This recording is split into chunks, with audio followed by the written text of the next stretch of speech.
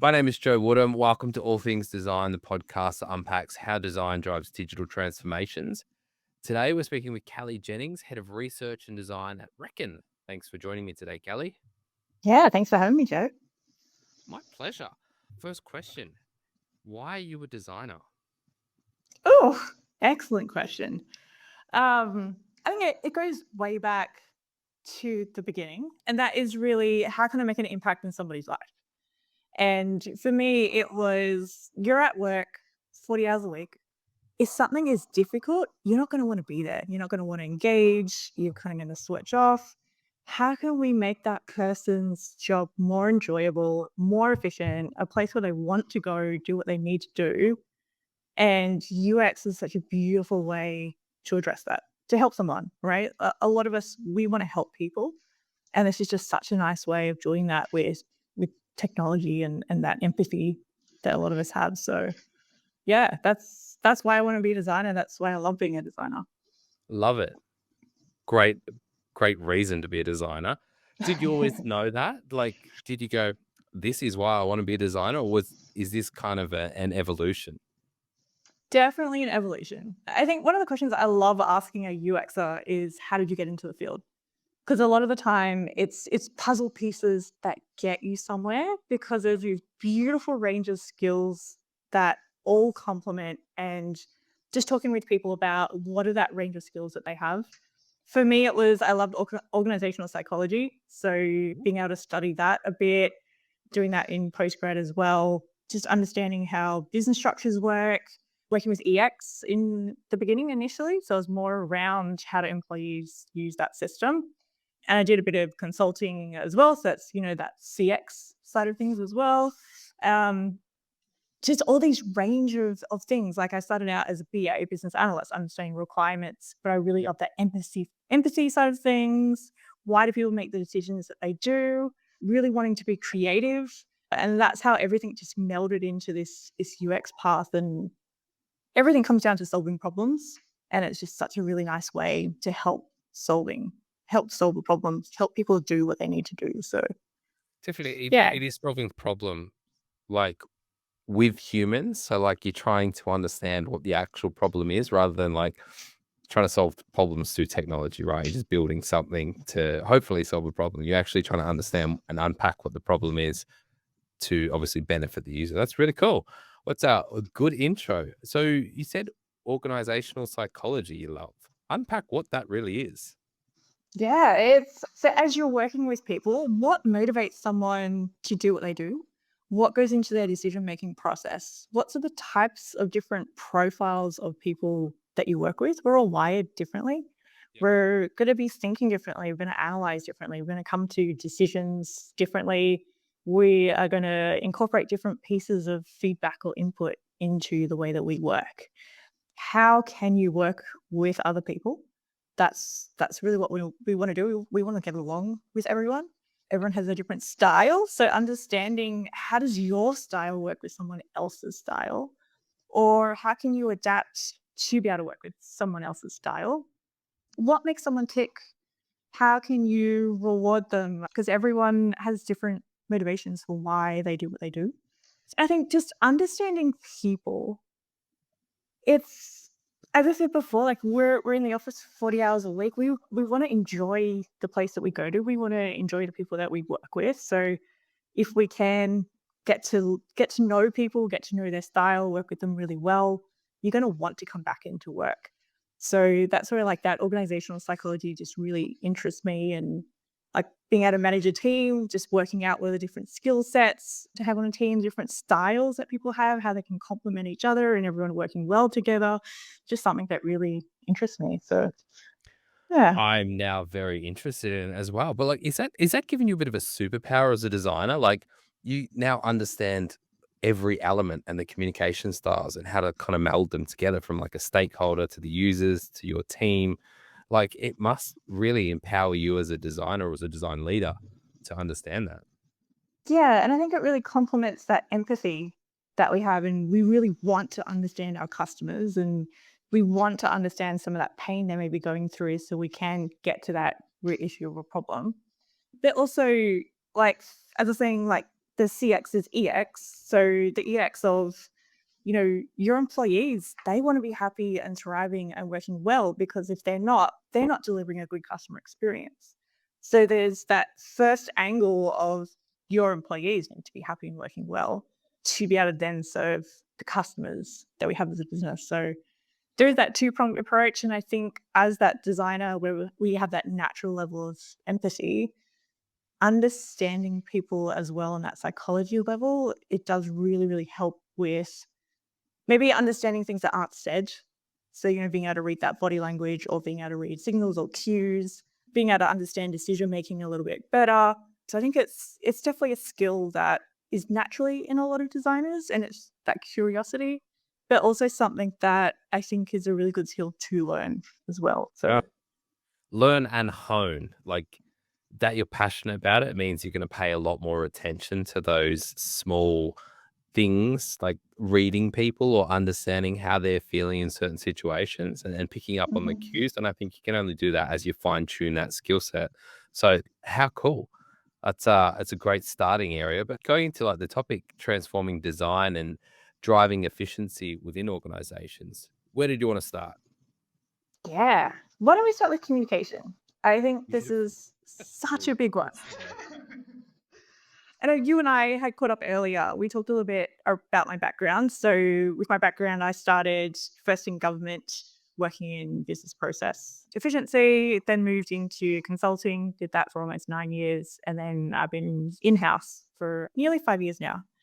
The thing I found about consulting that really set us up is that communication piece. So, you're working with a lot of different stakeholders, a lot of different ways that they're thinking, they're working, different mental models, also the amount of data that they may communicate to you.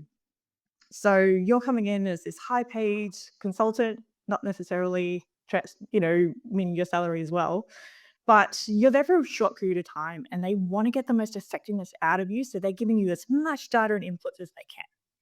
When I came in house, I found that it was more, I was meeting with as many people as I possibly could across the business, going, what do you do? What can I learn from you? And it was really me going out and making that effort of communication, and not saying it's not the same at every company, but it was, what can I learn? What can you learn from me? And then me sharing that to my team. So with my team, I created this big, what I call like a big VOC directory, so voice of customer directory. So, for example, I talk with the marketing team. I say, "What are you learning? What are you capturing?" And for them, it's all around acquisition. It's around conversion. Look at the numbers of leads. And so, in the directory, I've got, here's the links to all those reports where you can find all those numbers. Here's what the marketing team's doing at the moment. Doing the same thing across the whole business. So support. Here's the links to the core driver reports. Here's the links to what everyone's saying in our product community. So customers are writing in. And it's just, if my team really wants to understand some of those pain points, or they want to go out and have a look at patterns, they've got access to this directory where I think it's about 60 different links of all these different places where they can get information. And for me, it's about communicating as early and as frequently as possible. Here's where you can go. Here's what can make your decision making really rich. Here's a lot of input, and just making that available to them. Because at the beginning, it could have just been me meeting with someone going, tell me what you know. And then I kept it for myself. And then my team's like, I've never seen churn data. I have no idea why people are leaving. And I'm like, well, why don't you include it in your designs? And they're like, I've got no idea. So for me, it's just communicating as early as I possibly can, making things transparent, easy to access, having the team communicate amongst themselves a lot with squad catch ups and the stand ups, and we do async stand ups as well. So yeah, just as much communication as possible. I think it just makes our decision making so much richer, and we can serve our clients so much better. Can I unpack that? Because that, like, to be honest, just got me excited. So, like, you've gone in and you've obviously invested a great deal of time ensuring that everything is in a central place and anyone can access that. So it's like almost a design system for the entire business, right? How much time did you invest in that? And like, was this from your consulting days? So you're like, this is what I've seen works well. This is what I think I should start with. And this is just going to increase the efficiency of communication, but then the output from the design team off the back of it. So, like, where did you start with building that out? Yeah, I think it was that mixture of in consulting, you're given absolutely everything possible. When I moved into my first in-house role, I didn't have access to anything. So I didn't know the current churn data. I didn't know what was going on in acquisition. I didn't know where I could make an impact, I guess. How can I make that impact? How can I measure it? Who's measuring it? And so when I came into this current role, I had a lot of I felt like responsibility and accountability. So I created and manage a team. But also in consulting, one of the biggest things you're learning about is alignment. So you want to align across the whole business because we're all serving the same customer at the end of the day. And for me, it's one of those CX things of what does everybody know and what can they share and what can we all share back? And so creating that directory, it really was around, as you say, that efficiency of I don't want my team spending the time going and talking with everybody and not knowing what they don't know. When you think about like the Johari window, and it's just like, what do you know? What do you not know? What that scale? I want my team to be empowered to have as much information as possible. And so for me, it was just what are the early steps in creating a VOC program, a voice of customer program? And one of those things is what are all the metrics we're capturing? How much information do we have? What's coming in? What's going out? And just instead of me being the blocker of my team and my team coming to me going, I need this information, I need that, what do you have? I was just like, I'm going to make it public and the whole company can log on and just get what they need to. That I'm not the person that if I go away, no one can access anything or they don't know where to go. So that's what it really came down to. It was me bookmarking about 60 links and then me going, no, this is not good enough. I'm just going to make this public. So. How did you like, I guess going into your business, were they already relatively mature around their design processes, or was this a very big sales point for them to understand the value that you can add? Because I guess now that the whole company can access this, but your whole team can access this, and it removes you as the blocker, but almost management to a degree because everyone can access the data that they need to do their job better. Yeah, it was really the second of what you're saying. So when I came in, previously there wasn't a need for design work. And then maybe it was about 4 or 5 years ago that a consultancy was hired to come in and build a design system and do the design work. So they were working a bit more waterfall. So give them, here's the task, you need to go do it. Do your research, do your design, come back, and then it will go into dev. So when I was brought in just over 2 years ago now, it was to be that person to build an in-house team. So I got to build that team, building a lot of process, introducing to the company that I'm not like a hands-on creative director, that my interest is more in around that CX kind of strategy level. And that CX is something that, we're getting that alignment across the whole company. It's not just I'm going to hand over the Sigma design, but we can add value in a lot of different ways through design. And that experience design is this really broad design that it touches and impacts across the whole business.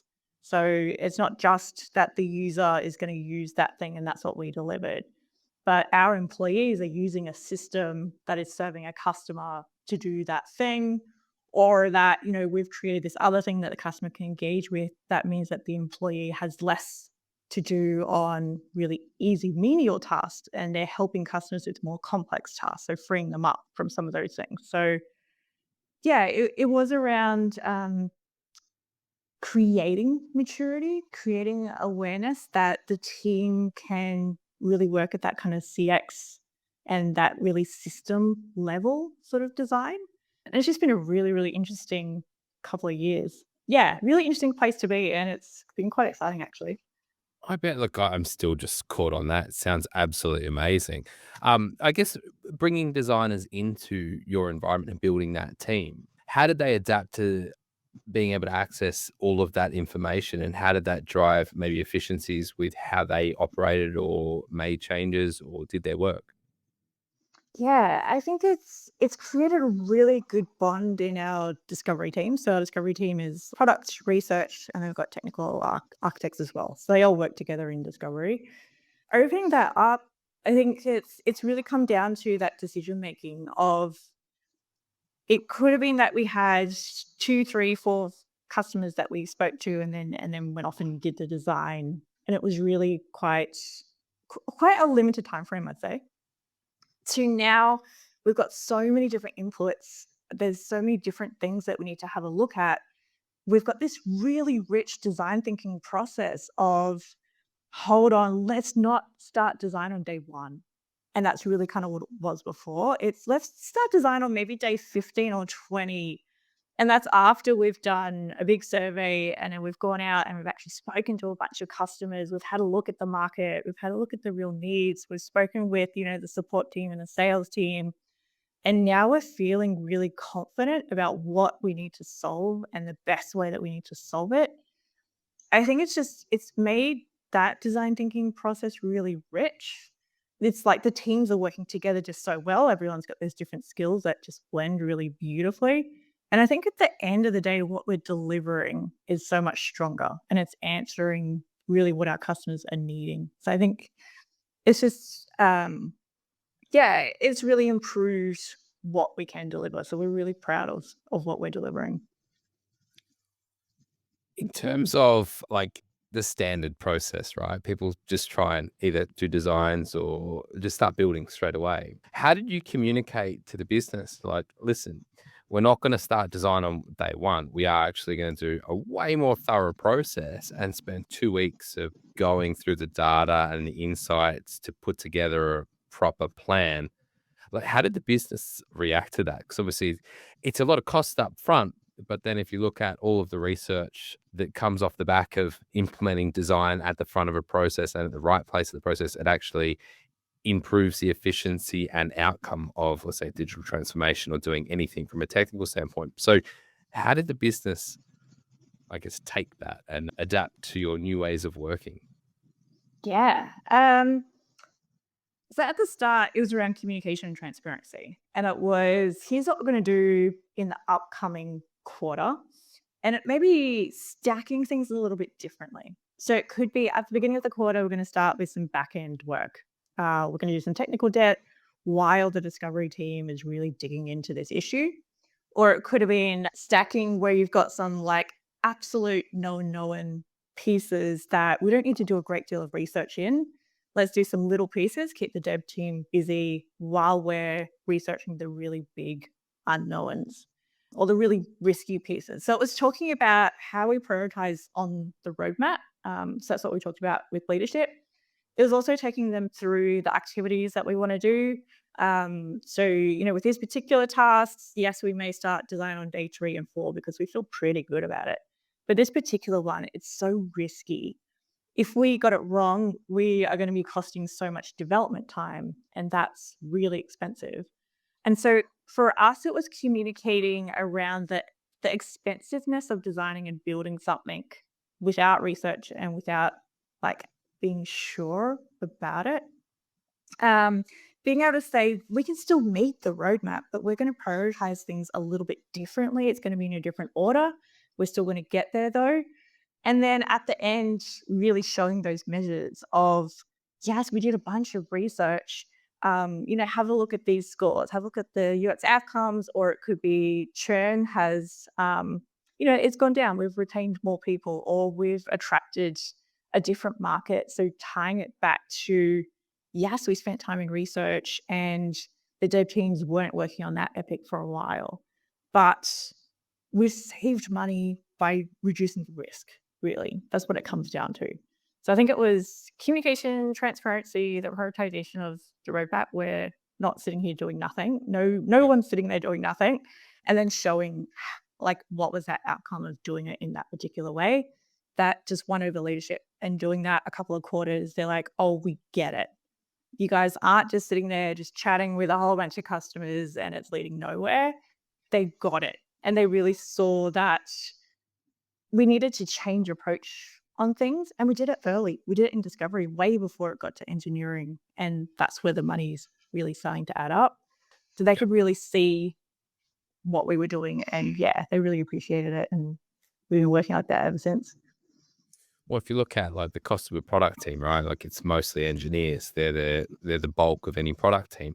You mentioned that you were still kind of sticking to the same time frames, but you were investing a whole heap more on, I guess, the research and discovery piece. Where were the efficiency gains throughout that process? Because you spent more time in that initial phase and less time in the rest of the phases, but you've got a better outcome. So, talk me through where were the efficiencies gained there to make sure that you stayed on track and still got an exceptional outcome? Yeah, I think it's a mixture of stacking work. So usually the team's working on maybe a couple of things at once. So if you're waiting on survey results from one epic, then you could be working on a different one, and that's serving a different squad. But it really is when it comes to engineering, like that's where you don't want any changes and you want the roadmap to be absolutely locked. The minute it hits engineering, we kind of say like there really can't be changes unless that it's a critical thing. Absolutely, let's change it. If we've totally, gotten it wrong, or like business really needs a thing. But if we can save the efficiencies on the development side, or when it's going into design QA, where we've been in lockstep with the devs the whole way through the build, that's where making those efficiency gains, like you just really see it, that we take a bit more of the upfront in discovery, making sure we really get it right, so then it flows through engineering, because you don't want it to stop once it's in engineering. So All I think right. that's the biggest thing. Yeah. As efficient as you can get the engineering phase, so I imagine that reduces costs dramatically. Is there Yeah. any projects that you've worked on, not necessarily in the company that you're in, or just past companies that, um, like you did that initial discovery phase and there was something that needed to be changed and it did delay things significantly? What were the lessons learned? Oh, I'd say that there's always things that go in and cause delays. It's hard to get projects that go perfectly. I think it's really that justification of the why. So having a look at, if you can tie it back to, it could be a churn event, it could be causing at risk, or it could be, if we make the change, that we could attract new people in, or new markets, or it could be that we're converting more trialists because we're doing a thing. So if we can justify it in that way. But yeah, things going way over, I think a lot of the time it's around communication. So I know, for at least on the design side, we may have product coming to us going, "Why is the design taking so long? I don't get it. You're just doing a screen, or you're just doing this little tiny flow, right?" And I think that's where it comes down to, there are a bunch of activities that we're doing. We're thinking through the empty states, we're thinking through the error states, we're thinking through every possible way that the user can go, because yes, there's a happy path, but how many people actually deviate off that? It's always quite a few. Communicating all those activities, communicating all the input. So, we went off and we talked with support, and yeah, we spent a bit of time with them, but we've learnt so many things that if we didn't do this, it could delay things even more. It could be that we go out with something and we realize that we haven't done the best thing that we could, or we're going to have to do a second release because we actually need to change a thing. So I think it's communicating along the way, and that's why we do those stand-ups where we say, "Okay, we're in this stage of our design project timeline." So we have our own design project timeline. It's got all the activities we wanna do. We wanna run a survey here, we wanna start doing wires here, talk with the design system team, and there's these whole activities. And it's not that we're just sitting there just, drawing shapes and we're just analyzing it to the nth degree. There's so many activities that go into design because we want to ship it one time and we want to get it right, and we don't want to cause pain. We want to fix any sort of pain, or we want to deliver delight, the both. So I think we want to get the release correct. And if it means that we've taken a lot more time, we can always justify it, but we should justify it constantly. And if someone says, like, we don't have the time, we say, okay, let's talk together about what we need to cut, what we're willing to cut, go back to the business and say, if we do this, then that. Honestly, I think it's communication. So when there's issues that someone hasn't communicated what needs to be done, where they're at, what needs to happen next, why they're doing that thing. So yeah, I think it really, really helps Going all back along to the what way. you originally said, so how have you learned to, I guess, take what that product person said about making screens look pretty and just moving something? How do you analyze that and go, all right, I understand what you're trying to say, and then communicating the value of design? Obviously, you unpacked quite a lot there. How do you succinctly communicate that back to them to go, this is what we're doing, this is how we're doing it, and this is why we need to do it this way. Otherwise, this is the risk back to you. Like, how have you like compressed it and gone, here you go? Yeah, and I think it really really comes down to those storytelling skills, right? So a lot of times we pull out our storytelling skills in a presentation. We say, "Okay, here's the flow or here's the screen. I'm gonna tell you how I got here and what the inputs are." I really think it's storytelling along the entire journey. So we partner very closely with product and tech, and we don't just wait until the presentation and things are almost final and then go, "Here's my story." It's the story along the entire way of, "Hey, I wanna do some research. This is why I wanna do it. This is what I wanna learn. Let's come together and either write some questions together or go through my questions and have a look at what I suggest that we need to learn." So I think it's really that storytelling along the way, because if you wait until that presentation and people haven't been brought along on your own journey, they're gonna question it. They're gonna wonder what you've been doing. They're gonna give a lot more feedback. But when you brought them as a partner along on your own design journey, they're gonna be a lot more bought into it. They're gonna understand why you're doing that thing. They're gonna really understand the problem space you're trying to solve. And they're gonna have their input all along the way. It's not that they have this one chance at the presentation to give their input. So I think that's also where a lot of designers get caught up. There's this one big meeting and they get a huge amount of feedback. Then you get that analysis paralysis of what feedback do I implement? But if it's very continual and it's this journey to solve that root problem together, I think you have a bit less. And yeah, people understand where you are and what you're trying to do, and there's that buy-in. So I'd say all along the way. Definitely. So, like, as a business, does everyone like when there's a new initiative, like, are you the first person that anyone speaks to now? Just to like, all right, we're thinking about this. Where do we go? Like, can you run your research and discovery phase? Like, have they got to that point of maturity where they're like, we need to speak to Kelly first, before we go and try and build something or come up? I hope I'm one of the first. Yeah, they will come to me and they'll say, like, "What inputs do you have?" As in, for example, "Have you collected research on the subject?" Or, "What's coming out of the NPS data?" Or, "Have you gone through CSAT recently? Have you started seeing some patterns in there?" So they will come and ask me of the analysis of what's going on in VOC. There's also, like, heuristics, so we use heuristics quite a bit. So it could be something in our own product. It could be that we're looking at similar products where we say, "What's going on in the market?" So we'll be that first team approached and we'll say, "Hey, can you just do a quick heuristic?" And that's going through those, like, the NNG principles, those top 10 principles. And it's, how are they solving a problem? What are some of the things they're doing really well? What aren't they doing well that could be something that we already shine in or that we could shine in? So yeah, so coming to get some of that data, that early initial analysis before it even goes into discovery has been really nice. It's a really nice way to shape and influence the roadmap as well. Because we want the roadmap to be as customer driven as possible. And having that VOC practice, it really is everything from the customer. Here's the wish list, right? Here's all the patterns that are coming out, even if it's not in the wish list, because sometimes you don't know how to solve a problem that you're having.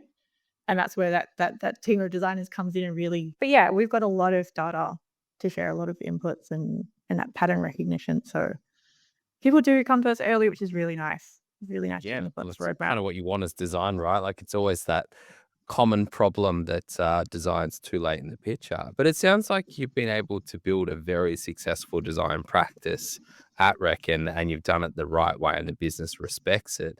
Like, if you were going into a new business, or let's say someone was watching and trying to build a design practice, like what would you say the starting point would be about helping a company mature in their design journey?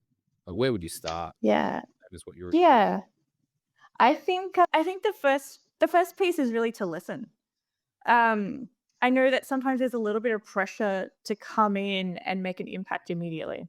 I know, like, even some companies will have this policy of we don't expect a newcomer to make a big impact for the first 3 to 6 months.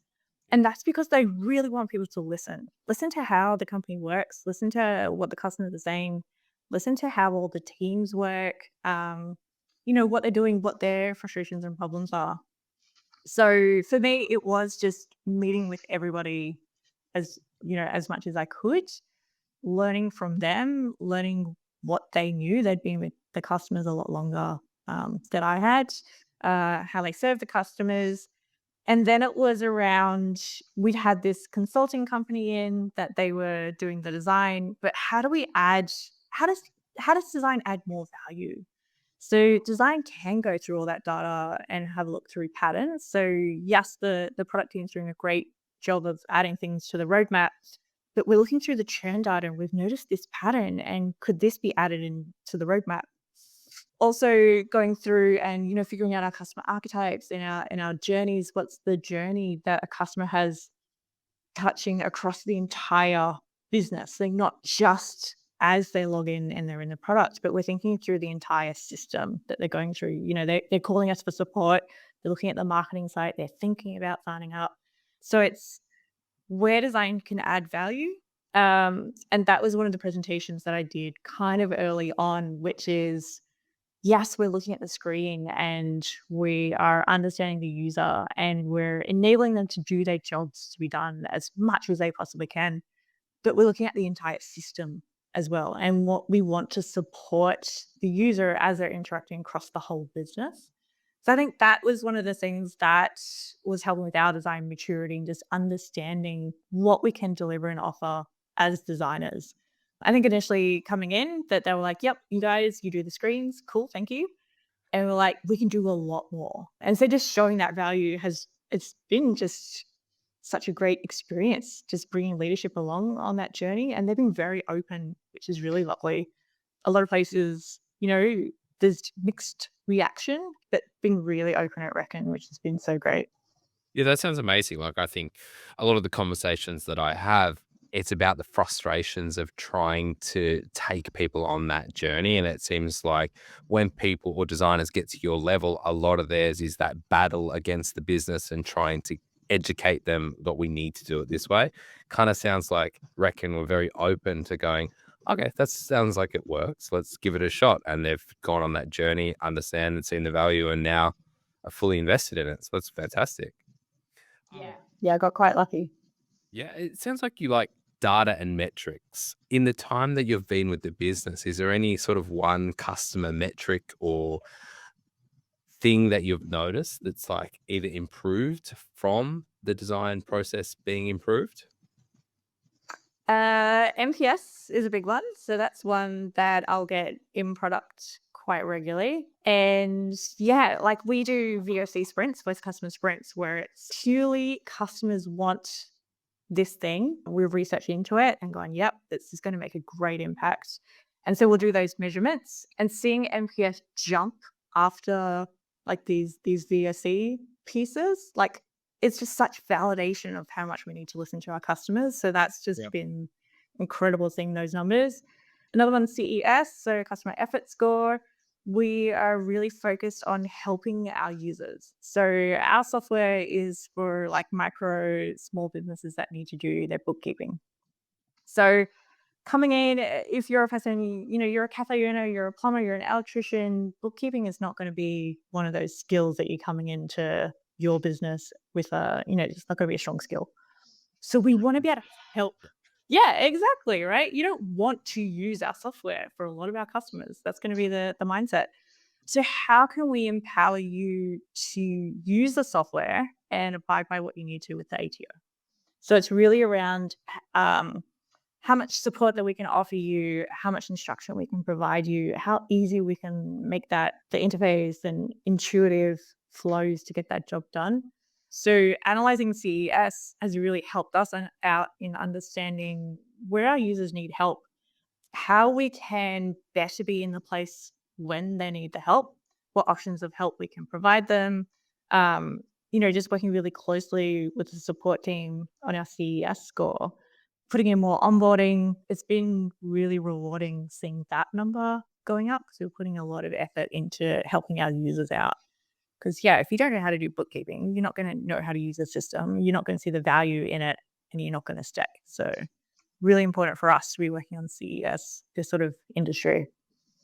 Yeah, makes sense, right? Like, I hate bookkeeping. I don't get involved anymore, luckily. But at the start of business, it was a painful thing to have to do. Like, there's no way around it. You have to do it, right? So, making that experience as seamless as possible and enjoyable to a degree makes a world of Yeah. difference, right? And it's going to make your customers way more sticky.